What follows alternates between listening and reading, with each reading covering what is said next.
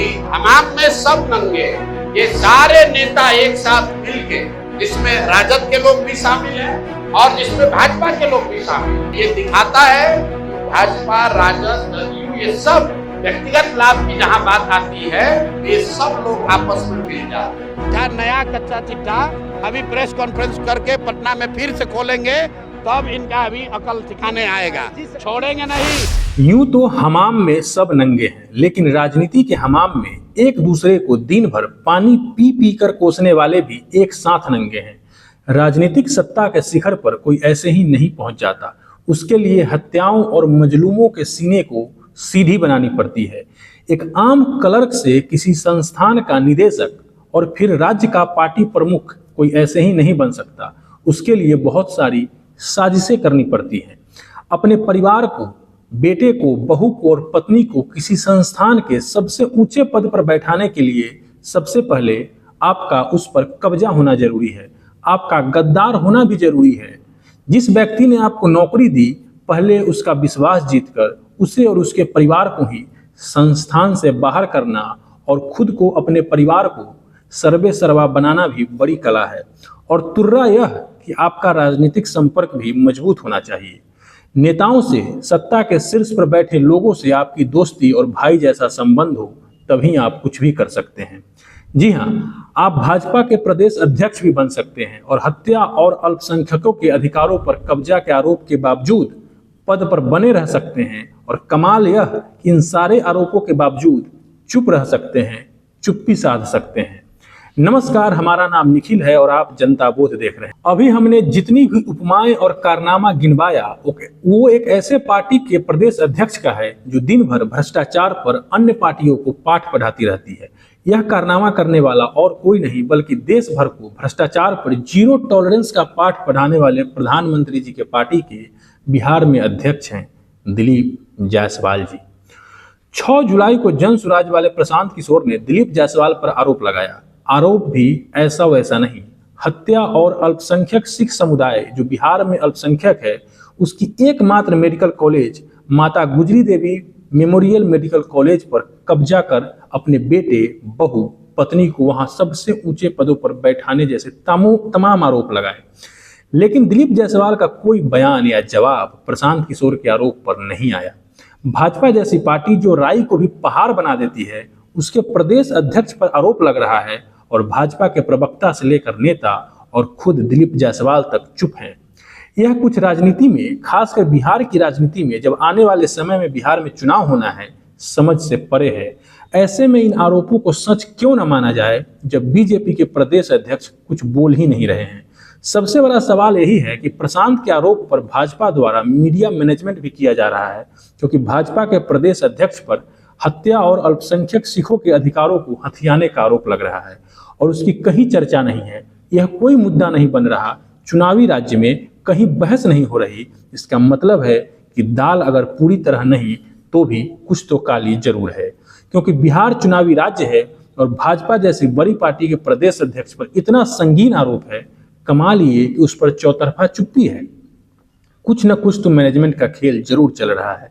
पहले आप प्रशांत किशोर को सुनिए, फिर आगे बढ़ेंगे। बिहार में जो कानून के रक्षक हैं, जिनके कंधों पर ये जिम्मेवारी है कि कानूनी व्यवस्था बनी रहे, कैसे वो लोग सरेआम कानून का उल्लंघन कर रहे हैं और किसी परिवार का, किसी व्यक्ति का, किसी संस्था का जो प्रॉपर्टी है, जो मेडिकल कॉलेज है, उसको न सिर्फ कब्जा कर लिया, उसको 25-30 वर्ष से अपने कंट्रोल में रखे हैं। और ये उस दल के अध्यक्ष हैं जो चाल चरित्र चेहरा की बात कर रहा है। ये वो दिलीप जायसवाल हैं जो बीजेपी के अध्यक्ष हैं और साथ ही राबड़ी देवी के मुंह बोले भाई भी हैं। ध्यान रखिए, ये कब्जा इसलिए नहीं किए हैं कि ये बीजेपी के अध्यक्ष है, ये कब्जा इसलिए कर पाए हैं कि हमाम में सब नंगे, ये सारे नेता एक साथ मिलके, जिसमें राजद के लोग भी शामिल हैं और जिसमें भाजपा के लोग भी शामिल हैं। सुबह शाम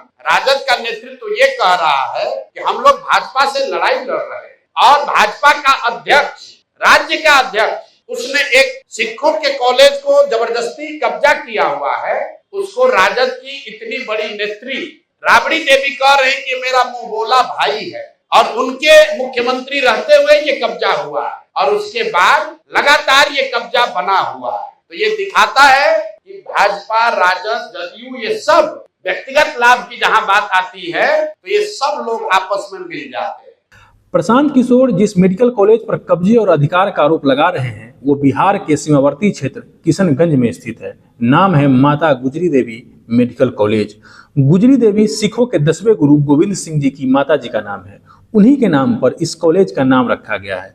इस कॉलेज की स्थापना एक ट्रस्ट के द्वारा 1990 के आसपास की गई थी।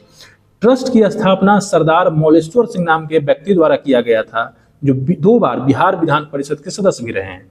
पहले इस कॉलेज को पटना के ही रुकनपुरा में किराए के मकान में खोला गया। बाद में किशनगंज के लायंस सेवा ट्रस्ट के साथ संयुक्त रूप से 26 मार्च 1991 को इस मेडिकल कॉलेज की स्थापना मौलेश्वर सिंह के ट्रस्ट और लायंस सेवा केंद्र ट्रस्ट द्वारा मिलकर किया गया और इस संयुक्त ट्रस्ट का अध्यक्ष बनाया गया बिहार के पूर्व मुख्यमंत्री भगवत झा आजाद के साले और तृणमूल कांग्रेस से सांसद कीर्ति आजाद के मामा बच्चा झा को। यही होती है इस कॉलेज में दिलीप जायसवाल की एंट्री, जो बच्चा झा के घरेलू सहयोगी थे। माता गुजरी देवी मेमोरियल मेडिकल कॉलेज और लायंस सेवा ट्रस्ट के सदस्य थे। कॉलेज के संस्थापक सरदार मौलेश्वर सिंह ने ट्रस्ट डीड के अनुसार अपनी पत्नी और बड़े बेटे करतार सिंह को आजीवन ट्रस्टी बनाया। मौलेश्वर सिंह खुद कॉलेज के डायरेक्टर थे। दिलीप जायसवाल जो बच्चा झा के घरेलू सहयोगी थे, उस वक्त वह बच्चा झा के ट्रस्ट के अध्यक्ष पद से हटने के बाद भी कॉलेज में बने रहे। मौलेश्वर सिंह के बेटे करतार सिंह जो ट्रस्ट के सचिव थे, उनसे उनकी नजदीकी हो गई और बाद में दिलीप जायसवाल सहयोगी से प्रोजेक्ट अफसर और फिर चीफ एडमिनिस्ट्रेटर ऑफिसर तक बन गए। जिस कॉलेज पर सिर्फ सिखों का अधिकार है, मौलेश्वर सिंह के परिवार का हक होना चाहिए, उस पर आज भाजपा के प्रदेश अध्यक्ष दिलीप जायसवाल का कब्जा है। उनके बेटे वहां के यानी माता गुजरी देवी मेडिकल कॉलेज के रजिस्ट्रार हैं और खुद दिलीप जायसवाल आज उस कॉलेज के निदेशक हैं। उनकी पत्नी और बहू भी किसी तरह उस मेडिकल कॉलेज और ट्रस्ट का हिस्सा हैं। इतने बड़े आरोप के बावजूद दिलीप जायसवाल और भाजपा का कोई प्रवक्ता एक शब्द नहीं बोल रहा है। मौलेश्वर सिंह के छोटे बेटे गुरुदयाल सिंह दिलीप जायसवाल पर क्या आरोप लगा रहे हैं, वह सुनिए। मैं सरदार मौलेश्वर प्रसाद सिंह जी, संस्थापक माता गुजरी मेमोरियल मेडिकल कॉलेज का पुत्र हूँ। मेरा नाम गुरुदयाल है। मैं सबसे पहले प्रशांत किशोर जी का अति धन्यवादी हूँ, जो उन्होंने मेरे ऐसे विकट समस्या में और हम लोग का साथ देने के लिए उन्होंने एक कमर कसा हुआ है कि आप लोग पीछे मत हटो, हम आपके साथ रहूंगा। और ये दुष्कर्मी महाअपराधी प्रकृति का व्यक्ति दिलीप जायसवाल, जिसने इस मेडिकल कॉलेज को इस ढंग से जगह लिया और उल्टा सीधा डिसीजन करवाते करवाते ये इस तरह का काम किया। एक करोड़ों रुपया इकट्ठा किया हुआ, अरबों रुपया इकट्ठा किया हुआ उस मेडिकल कॉलेज से, और इसके सीबीआई ईडी से जांच कराई जाए तो ये जेलों के सलाखों में रहेंगे। मैं यही अनुरोध करूंगा सभी लोगों से, इसकी जांच होनी चाहिए और वो किस तरह, यहाँ तक कि वो किस तरह प्रदेश का अध्यक्ष बन गया भारतीय जनता पार्टी, इसकी भी जांच कराई जाएगा तो ये करोड़ों रुपया देखिए बीजेपी का अध्यक्ष बना और वो जेलों के सलाखों में रहेगा। मैं आपको माता गुजरी मेडिकल कॉलेज के बारे में 2-4 लाइन बता देना चाहता हूँ। किस तरह का कुचक्र रचकर उसमें कई लोग इसमें नकाब इसके निकल उठ जाएंगे कि किस तरह दिलीप जायसवाल ने इस मेडिकल कॉलेज को कब्जा हुआ और इसकी जांच होनी चाहिए। और ये सब जगह धन और बल पर ये कब्जा किया हुआ है। करतार सिंह जो सचिव थे, आजीवन सचिव थे, लाइफ ट्रस्टी थे, मेडिकल ट्रस्टी थे, जिसको कभी नहीं हटाया जा सकता है, उसको इन्होंने गलत लोगों को बैठाकर ट्रस्ट में और उनको सचिव से निकाल दिया। इवन उस ट्रस्ट में क्लियर लिखा हुआ है इस मेडिकल कॉलेज की जो मीटिंग होगी वो प्रेसिडेंट या सेक्रेटरी हाउस कर सकते हैं, बुला सकते हैं। लेकिन Dilip Jaiswal so called chief administrator उस मीटिंग को बुलाया करतार सिंह को निकालने के लिए। उसमें एजेंडा भी नहीं था कि करतार सिंह को निकाला जाएगा, और वो एक वहां एजेंडा भी ले लिया। उसमें हमारे ट्रस्टी में ये क्लियर लिखा हुआ है कि मीटिंग जब भी होगी 30 दिन के अंदर होगी। वो 25 दिन में मीटिंग बुला लिया अवैध तरीके से, और उसमें ये प्रेसिडेंट और सेक्रेटरी के बुलाने का अधिकार था, ये बुला लिया, और उसमें कोई एजेंडा भी नहीं था। इस तरह से अवैध तरीका से उसको निकाल लिया। ट्रस्ट की स्थापना सरदार मौलेश्वर सिंह ने की थी। इस ट्रस्ट के तत्वाधान में माता गुजरी देवी मेडिकल कॉलेज की स्थापना की गई थी। इस ट्रस्ट से सरदार मौलेश्वर सिंह और उनके परिवार को पूरी तरह से दिलीप जायसवाल ने बेदखल कर दिया। इंडिया टुडे में छपी पुष्य मित्र की रिपोर्ट के अनुसार दिलीप जायसवाल के पास एडमिनिस्ट्रेटर के तौर पर यानी कि प्रशासक के तौर पर ट्रस्ट की मीटिंग बुलाने का कोई अधिकार नहीं था, क्योंकि वह ट्रस्ट के सदस्य नहीं थे। लेकिन उन ट्रस्टी को अपने पक्ष में करके दिलीप जायसवाल ने सरदार मौलेश्वर सिंह के परिवार को पूरी तरह ट्रस्ट से बाहर करवा दिया। मौलेश्वर सिंह की मृत्यु के बाद 30 सितंबर 2000 को दिलीप जायसवाल ने उनके बेटे करतार सिंह को ट्रस्ट की मीटिंग बुलाकर ट्रस्ट से बाहर कर दिया। करतार सिंह के छोटे भाई गुरुदयाल सिंह यह भी कहते हैं कि दिलीप जायसवाल ने उनके बड़े भाई और करतार सिंह को झूठे मुकदमे में फंसाया, जेल भिजवाया, जहां करतार सिंह बीमार पड़े और लकवा के शिकार हुए। गुरुदयाल सिंह कहते हैं कि दिलीप जायसवाल के भय से पूरा सिख परिवार अमृतसर शिफ्ट हो गया, जिसने कॉलेज की स्थापना की थी। प्रशांत किशोर के आरोप के बाद यह मामला प्रकाश में आया और मौलेश्वर सिंह के छोटे बेटे गुरुदयाल सिंह भी पटना आए थे और उन्होंने लड़ाई जारी रखने की बात कही। दूसरी तरफ प्रशांत किशोर हैं जो दिलीप जायसवाल पर बिहार के कई बड़े नेताओं के बच्चों को उस कॉलेज में एडमिशन करवाने का आरोप भी लगाते हैं। दिलीप जायसवाल पर इसमें भाजपा से लेकर राजद तक के नेताओं के बच्चे हैं। बच्चों का एडमिशन करवाने के आरोप हैं बीजेपी के बड़े नेता राधा मोहन सिंह के पुत्र और भतीजे समेत पप्पू यादव की बहन साधु यादव जो लालू जी के साले हैं, उनकी एक करीबी रिश्तेदार पूर्णिया के चर्चित विधायक माले के विधायक रहे अजीत सरकार की बेटी जैसे कई बड़े नेताओं के बच्चे का नाम है जो माता गुजरी देवी मेडिकल कॉलेज से डॉक्टरी का डिग्री ले चुके हैं। प्रशांत दिलीप जायसवाल पर किसी राजेश शाह नाम के व्यक्ति की हत्या का आरोप भी लगाते हैं। इस हत्या में दिलीप जायसवाल को जिस पुलिस अधिकारी ने मदद की, उसकी पत्नी को भी दिलीप जायसवाल के उस अवैध कब्जे वाले कॉलेज में एडमिशन मिला था। सुनिए प्रशांत किशोर को। दिलीप जायसवाल ने उस कॉलेज में, जिसमें कि वो क्लर्क थे, जो सिखों का माइनॉरिटी का कॉलेज है, जिसमें 20 से ज़्यादा सिख उस समय ट्रस्ट के मेंबर थे, उस जितने भी ट्रस्ट के चलाने बनाने वाले लोग थे, उन सब को हटा के दिलीप जायसवाल जो सिख नहीं हैं, ये कैसे उसके मैनेजमेंट में आ गए, इसका जवाब आप हमको दीजिए। आप क्या दीजिएगा? दिलीप जायसवाल दें, जो भी उनके सलाहकार हैं वो दें। दूसरी बात, उस कॉलेज में 50 से ज़्यादा बिहार के अलग अलग दलों के नेताओं के परिवार के लोग मैनेजमेंट कोटा से जगह पाकर मेडिकल की डिग्री उन्होंने हासिल की है। तो किस आधार पर उन 50 नेताओं के बच्चों को उसमें एडमिशन दिया गया, ये बता दीजिए। बिहार का सामान्य परिवार का कोई बच्चा मेडिकल करना चाहता है, आपका बेटा अगर पढ़ने जाएगा मेडिकल, बेटा बेटी, तो उसको परीक्षा पास करना पड़ता है। अगर परीक्षा नहीं पास करेगा तो कैपिटेशन फीस देना पड़ता है। लेकिन बिहार के 50 से ज़्यादा नेताओं के परिवार के लोग बिना किसी परीक्षा के उस कॉलेज से पास होकर डॉक्टर बन गए, जिसको दिलीप जायसवाल चला रहे हैं। तीसरा आरोप सुन लीजिए, उस कॉलेज से आयुष्मान भारत के अंतर्गत करोड़ों रुपए की गलत निकासी की गई है, ये भी आरोप लगा रहे हैं। अगर आपको दम है, दिलीप जायसवाल को दम है, तो बता दे कि कितना पैसा आयुष्मान कार्ड योजना में लिया है। चौथा आरोप लगा रहे हैं कि राजेश शाह की 2007 में हत्या हुई है। पुलिस ने FIR किया है, थाने का डायरी निकाल कर देख लीजिए। कोर्ट ने, लोअर कोर्ट ने उसमें कॉग्निजेंस लिया है। दिलीप जायसवाल नेम्ड मर्डर के एक्यूज्ड हैं, नेम्ड एक्यूज्ड हैं। जिस SP ने और DIG दरभंगा के रेंज DIG ने उसका कोर्ट क्लोजर दिया है, उसमें से दोनों ही लोग के परिवारजन को बाद में क्लोजर देने के बाद मेडिकल कॉलेज में उनके पत्नी, उनके बच्चों को एडमिशन दिया गया है। तो ये जानना चाह रहे हैं, और हम अगर गलत कह रहे हैं तो दिलीप जायसवाल कोई असहाय व्यक्ति तो है नहीं, उनकी सरकार है। हम पर मानहानि का केस कर दे, हमको जेल में डाल दे, अभी तो इतना दम नहीं है कि मुंह से बोल सकें। यह दिलीप जायसवाल की चुप्पी तो सवाल खड़ा कर ही रही है, लेकिन दूसरा बड़ा सवाल यह है कि राजद और तेजस्वी भी इस पर चुप हैं। दुनिया जानती है कि बीजेपी जिस तरह लालू यादव को चारा मामले में और नौकरी के बदले जमीन मामले में पानी पी पी कर कोसती है, ऐसे में राजद की चुप्पी समझ से परे है। विचार के स्तर पर बिहार में लड़ाई भाजपा और राजद के बीच है। ऐसे में बीजेपी के प्रदेश अध्यक्ष पर इतना बड़ा आरोप है और तेजस्वी समेत राष्ट्रीय जनता दल का कोई नेता कुछ भी नहीं बोल रहा है। बिहार में अल्पसंख्यकों का रक्षक बनने वाली पार्टी आरजेडी का अल्पसंख्यक प्रेम कहां गायब हो गया है?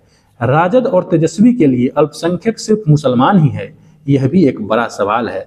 क्या सिख अल्पसंख्यक नहीं है? आश्चर्य की बात है कि जो मुद्दा तेजस्वी और राजद के लिए चुनाव के समय तुरुप का इक्का साबित हो सकता है, चुनावी फायदा पहुंचा सकता है, बीजेपी को हाशिए पर ला सकता है, आक्रामक होने से रोक सकता है, उसे मुख्य विपक्षी पार्टी राजद और नेता प्रतिपक्ष तेजस्वी यादव दोनों उस पर चुप लगाए बैठे हैं। कहीं इसके पीछे राबड़ी देवी का मुंह बोला भाई वाला बयान तो नहीं?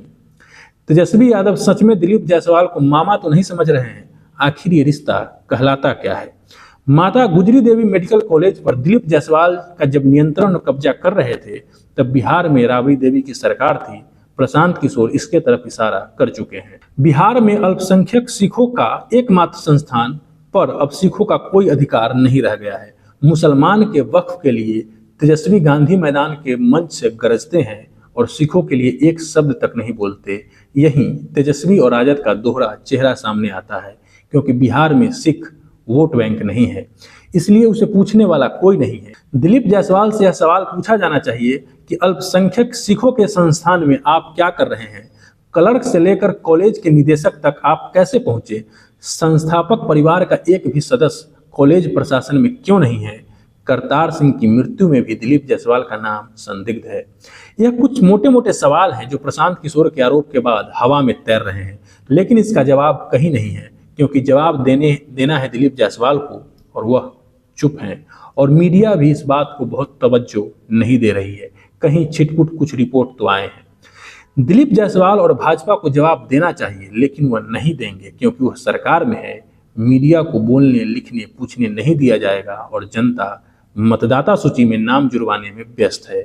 ऐसे अंधेरे में क्या ही होगा आप सोच सकते हैं। दिलीप जायसवाल इस आरोप के बाद में मीडिया में नहीं दिख रहे हैं या कम दिख रहे हैं। अगर कहीं दिखते भी हैं तो पहले से यह तय होता है कि प्रशांत किशोर के आरोप पर माता गुजरी देवी मेडिकल कॉलेज से जुड़े सवाल नहीं पूछे जाएंगे। प्रशांत किशोर के आरोप पर जवाब नहीं मांगा जाएगा। प्रशांत किशोर रुकने वाले नहीं हैं। अभी तक एक आरोप का जवाब दिलीप जायसवाल ने दिया भी नहीं है कि प्रशांत किशोर आरोप की दूसरी किस्त लेकर तैयार है। वह बहुत जल्द दूसरी प्रेस कॉन्फ्रेंस करने वाले हैं। देखिए प्रशांत किशोर क्या कह रहे हैं। दिलीप जायसवाल बहुत बड़े अपने को तोप समझ रहे थे। 25 साल से अपने को यहाँ भौकाल बनाया हुआ था इस आदमी ने।